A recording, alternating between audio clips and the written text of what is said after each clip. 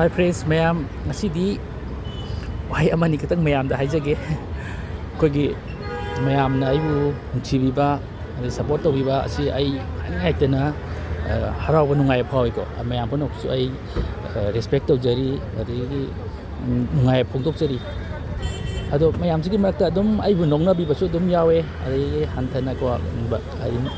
ado mayam aina angamba matin khak tawjari se sidi ai hujik social media YouTube tagi paisa amda phangba leitri bako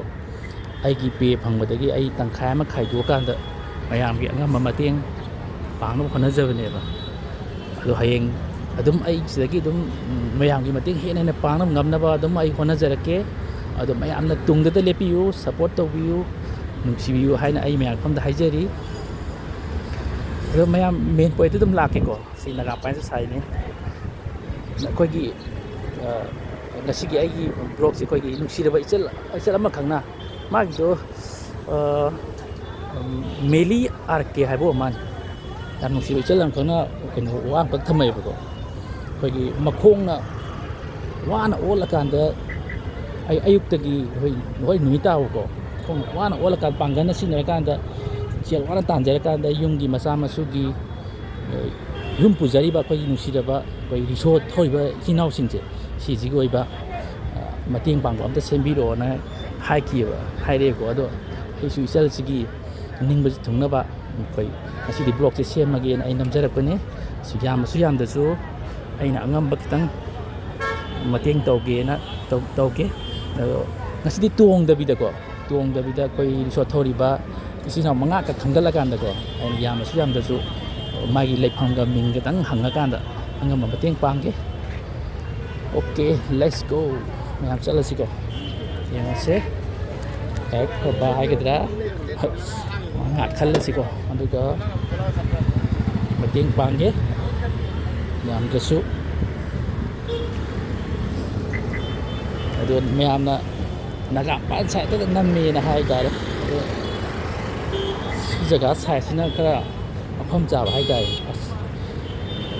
Adu stan lak ka thi re siko. Ada mah dilai, ai minggalai panggadang hanga kanda, sani bulai hanga izak dore, malau biar deh. Mi yau kau ini upaya lagi train, mi yau terus. Oh ya mbak, oh, si hangge, ama di mi yau ni, po yau po jadi nungai ke.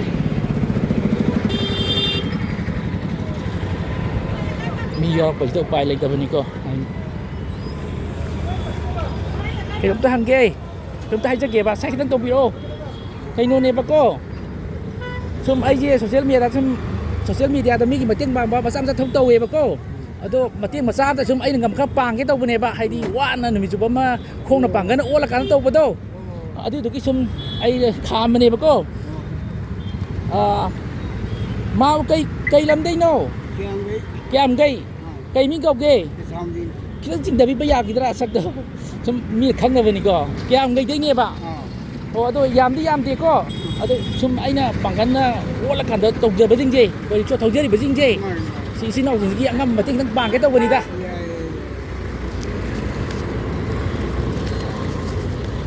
si cinta pai mi si yam di ko, harau bro, ini nungai tu na bating pang ini ko, yam di si juga kau wah sing tak jalu ko, ya deh.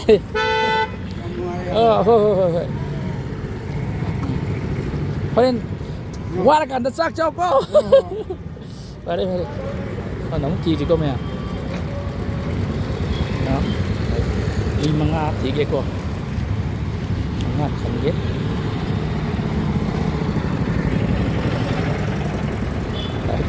Lại ko bahai cái đó.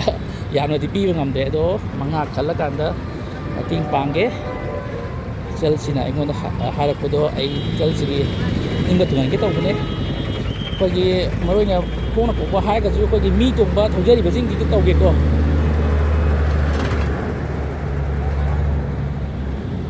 pak lakte ado ai noi na chala ga thi rage ado ga pi rage moi lak ba je ngai wa re ai na su ta chala ga thi rage ko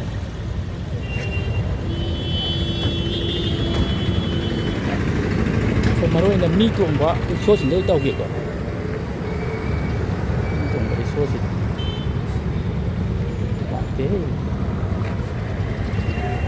side parking ꯁꯥꯏꯠꯇꯨꯅꯤ ꯅꯒꯥꯃꯄꯥꯟꯒꯤ ꯁꯤ ꯀꯁꯇꯨꯔꯤ ꯊꯣꯡ ꯍꯥꯏꯕ ꯀꯃꯥꯏꯅ ꯑꯗꯣ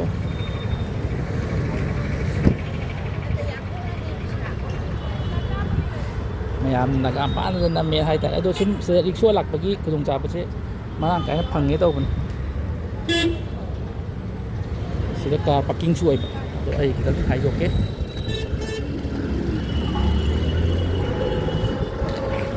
khogi mi tongba joi tawge tawbane ado mi tongba je ma thauгre ma daw ya da hai tare mi tongba di kamai nai thalaga wai saroni pham kwai hangoni mi hangoni ado mi yo kon ngai tre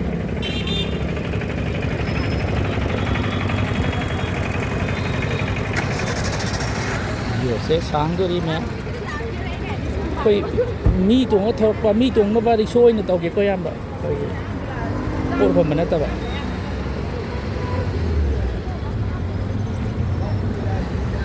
सुजु सुन ना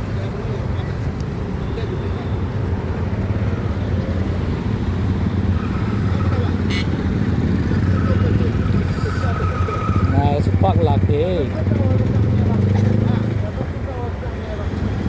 âm đi lệ nếu mi học thì mày sắc sao nhiều khăn vậy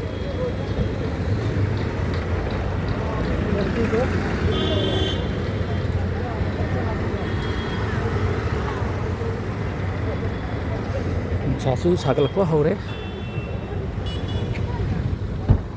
rồi mi tuông nó vậy rickshaw tôi tàu cái tàu bên kia ai mang hàng sẽ ama hầu cái đấy mà đi im cái wali cái thổi nó ngày là su lạc thế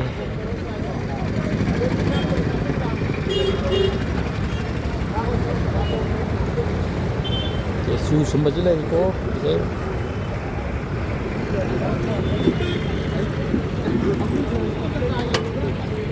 ya deh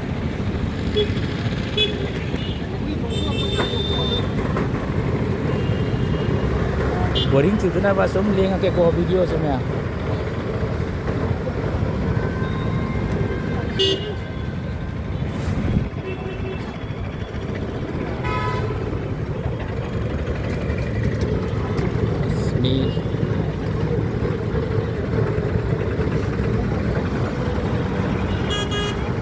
nó bazaar mà nó overbridge sakhi bedine không nghĩ là awang mai kai ni ko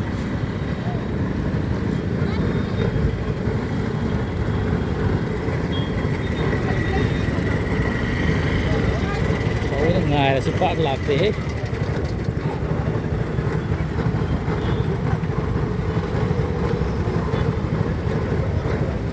xong là đi lạc có mà lẽ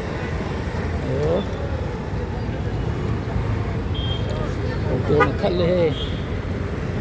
lắm lẽ si ai ngâm bật tấn quang ghé cũng sẽ là cái đó ấy xuân nó lâu lucky cho bay lấy rồi chắc khi này ai ngừng cục sẽ là cái ngoài kia ôi em bao ngoan tại cái tàu bên này xuân sai cái tàu bị rồi sai cái tàu bị rồi mini cái tay này cái nó neva ai sum social media đó nè sum lệch từ lái đâu rồi sum mà tiếng bằng cái bật thông mà chăm tàu về mà cô à thằng xí gì nhá rickshaw cái bằng cái nó qua là thằng chứ mà chính gì xin nhau chính gì xí gì mà tiếng mà sao ta bằng cái tàu bên này bạn ở tôi em bao cái làm đây nó không zoom đấy kia không zoom đấy hay là bao đồ em lạm lạc bảo sẽ bắt ra tới đây rồi cây mình câu kì tôi yam đi ai đang ngắm mà tiếng vàng vậy cô xí gì nè thì ra bill cô ở chỗ ai không ai cô xí này qua cái sinh thấu cô hello bro copy hết chuyện của sao đồng chí cái đầu kia copy phần copy dạ đây hô phải đây yang tiếng vàng vậy cô ngon ngon tiếng sai bị mẹ áp chơi ay mga katak na kita ko ꯑꯃ ꯑꯅꯤ ꯁꯨꯈ꯭ꯔꯦꯀꯣ ꯃꯌꯥꯝ ꯑꯩꯅ ꯃꯇꯦꯡ ꯄꯥꯡꯉꯤ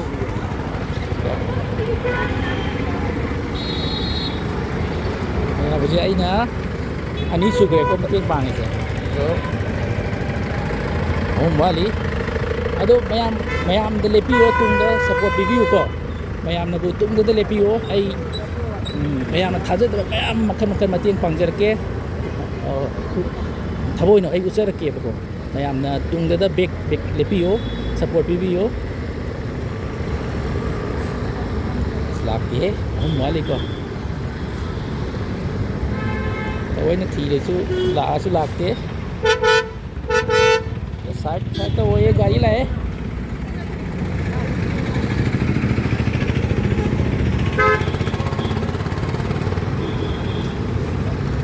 कोई pot पुरग तौबसीदे आई तौररोइको मी तोंबगी तौगे सि नम नोम अम तौगे वादी वारी गाक्तनी नुंगाइते असि मी तोंबगी हाइदोरे आदे लाए सि तौरगे ओय मामा सोंदंता वाम ता सोमदा आई मामा से वाम ता मिनि एमता को मामा कइनोनेबा सुम सोशल मीडिया दा सुम मयांगी मतेंग मचा मचा तौजबनेबको अदो ngasiदी खोंग पांगन वाना मुसा ओर सातान बजे सिजी आइना इक्सो थौजरी बचिन नाउ जिंजे सिजी गे मतेंग मचा अमता तौगी तौबनेबा मामा कई लमदैनो ai bị bố lệ बिसेम बुत लैयेबा कई मिंग कौगे मंगोन जाओ ओ अदो याम देखो आइना सुम अंगा मतेंग पांगबनेबको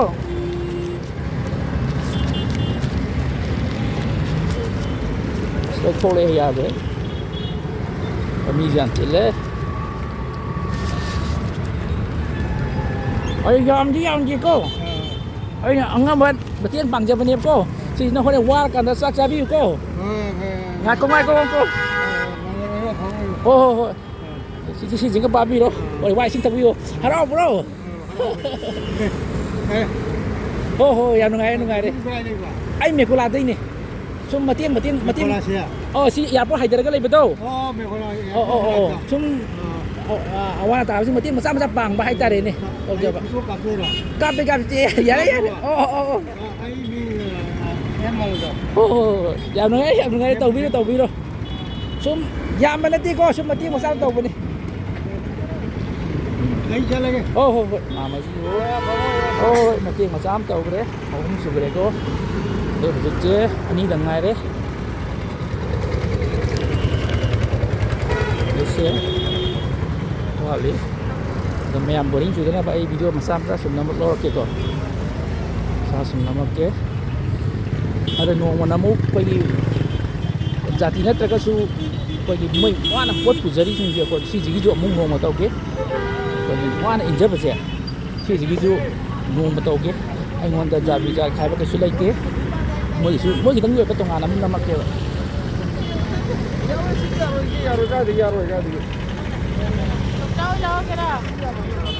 mi chỉnh cái này hey si parking cái sai này nè mi tới chỉnh cái này parking sai rồi bên này mi chỉnh lấy đấy mày áo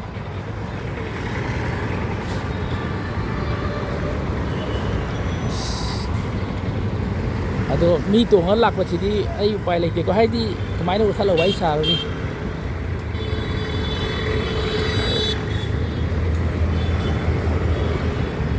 कोई मी तोंजरी बा कांगू सु कांगू सिदा हान तौगे को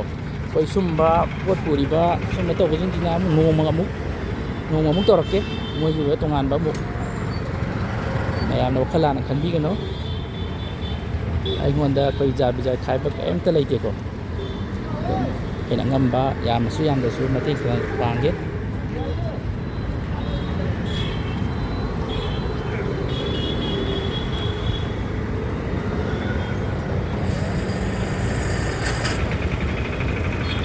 वाबदी मोइसो दम चप चाना वाय यांते काइदि खोंग न ओला का थौजे यांते बा या मतें सिंगाइ ने मोइसो मतें पांगबा याबा तने अदो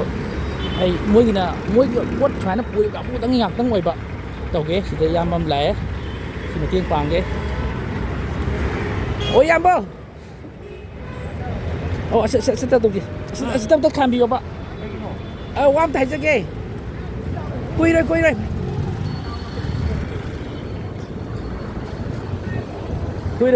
मिनी ना को नang log jage kay no ne ba sum ai sum social media da ne sum haidi lektala sing awana ta ba sing je si gi mateng macha macha pang he ba ko ado ai na ngasi je khoi gi pangan na olaga thojari ba isi nau sing je si gi mateng macha am ta pang ge to bu ne ba ai hu jing mi hum su re pang gi ba ko ado yam yam da ba am cha am ta pang ge to ne ba ngasai yu tai thuk bi ra bro ngasai yu tai thuk lai ra ba kai lam da gi ma bo moirang khom moirang da gi ya sadang hujin kai lai ba nagapan da oh ado yam di ko ai na angam ba mating pang mane ba ko se tadi de pai ai na no si da na pi bne ha ba si di ai di wa na pang na thong je ba di chua thoi bi sin nau jing je si ji gi angam mating pang mane ba mi hum su gre ai na mi manga khang gat pa ne ma si gi ado ma ma su yaw re ngasi khang gat pa da theng na ba halak ba theng na ba to ko adu na chak cha bi hore wa ka ngai ko si sing ni ko hore wa tak chalo ai na sum mating pang mane ha ba wa na pang kan na sai yu tai thola kan da wa chen da jari ba ni so thoi sin nau jing je si ji na ngasi lo ka pa ne ba ko si da na ti ai sum la lom du ju nong nong sum mating pang e ba ko si na riksho ki khang gat pai da re ya ngai re những mày am mà cái tengah đây ko mày lấy là chắc gì hết à tới cái yam mà sẽ mà tiếng pang cái đâu mà này một con tần lạc quay đầu là kia sai đến mission đấy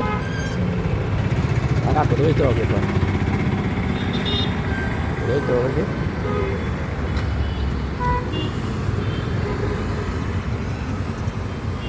ado so khong na wala ka pot pujari ba wajari ba sing ji ju nong ma taw ke sidam dilai oh mama ngasi unar apa mama ai ngasi unadri bra ai sak ji kam de ugum taw ngarang la ado sak ji ai ha be u re ngarang wa ma ne ngarang ai tuong man le ngasi gi bo ôi phải đấy đâu mà cây lâm tây nô mình em tôi quay sạp rồi đâu cây lâm tây nô ô thâu ba chú mẹ ngang cái tô bự này ngang lại nha video này cái tiếng tôi do tôi đúng ngày xưa đầu ya video ko tôi phải tắt cái tô video cái đi ngày sai em tôi chống lấy đâu ngày xưa thì chắc cha là video berapa chắc cha đi à ô tôi mình tôi còn ngày chú mẹ thâu ban hay bạn ngang hay anh ta cái mình tôi cái gì mà tumbi cumi ngang thing na gire ko ado pangan na wa no ot pa je si ji nungai te na ai na ngasi je ko gi di sho thoi be si nau jing je si ji ma tieng mi manga khang ko tieng pang ne ba ko ado ma ma ju ngasi ju daw ya do ado yam di che si na ko ma mo wa kan da sak chabi ko pa chani khatani ko ni na ngang di go ju ngak ko se chị xin các bạn xem lo thì qua cản thổ cô anh là ngày từ qua quay xin nào để cho thâu bao nhiêu gì bằng cái nó qua nó ốp đâu ngày từ nãy nó mà tiếng bằng bên đi cô ra đây ok thâu cái đấy rồi mày ăn những năm mà tiếng bằng bên đấy vậy mà mình xin đào ra đấy cái là cứ rồi nhìn đào hay bên này rồi sorry kita lagi video set